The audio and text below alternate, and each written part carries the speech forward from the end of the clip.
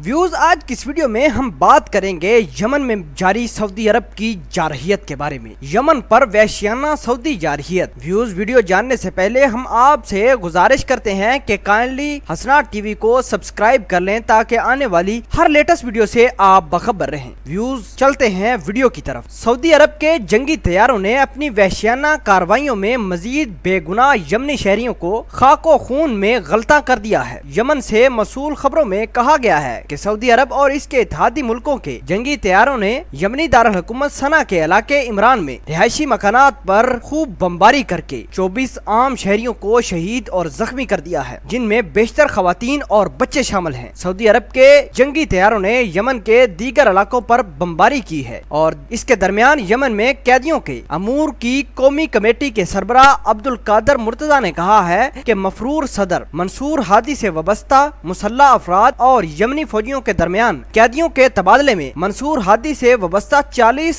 मुसल्लह अफराद और यमनी फौज के 74 नौजवानों को रिहा कर दिया गया है। यमन से एक खबर ये भी है कि यमनी फौज ने गुज़श्ता 23 रोज के दौरान मुत्तहदा अरब अमारात का एक बहरी जंगी जहाज और उसके 341 फौजी गाड़ियों को हुदैदा के साहिल पर तबाह कर दिया है। इस दरमियान यमनी फौज ने सऊदी अरब, मुत्तहदा अरब अमारात और उनके इत्तेहादियों के 1300 फौजियों और फौजी कमांडो को भी हलाक किया है। व्यूज, क्या सऊदी अरब की इस बर्बरियत और जारहियत को आप एक्सेप्ट करते हैं या नहीं? क्या सऊदी अरब और इसके इत्तेहादियों को यमन में बच्चों और खवातीन को निशाना बनाना जायज है या नहीं? व्यूज, क्या आप समझते हैं कि इस तरह कोई किसी मसले का हल निकल सकता है या नहीं? कमेंट सेक्शन में अपना इजहार ख्याल जरूर पोस्ट कीजिएगा। मजीद ऐसी ही वीडियोस हासिल करने के लिए आप हमारे साथ जुड़े रह सकते हैं। मिलते हैं एक नई वीडियो में, तब तक के लिए आपसे इजाजत चाहते हैं। अल्लाह निगहबान।